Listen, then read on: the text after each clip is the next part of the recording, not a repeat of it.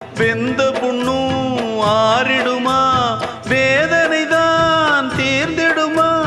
விண்ணுக்கும் மண்ணுக்கும் சம்பந்தம் உண்டுன்னு சொன்னது யாரு?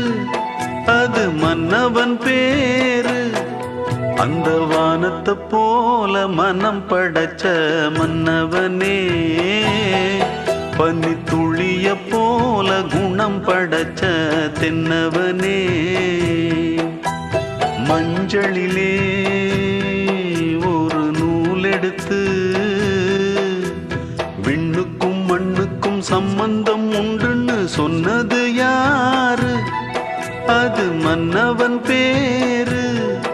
அந்த வானத்தை போல மனம் படைச்ச மன்னவனே, பனி துளிய போல குணம் படைச்ச தென்னவனே.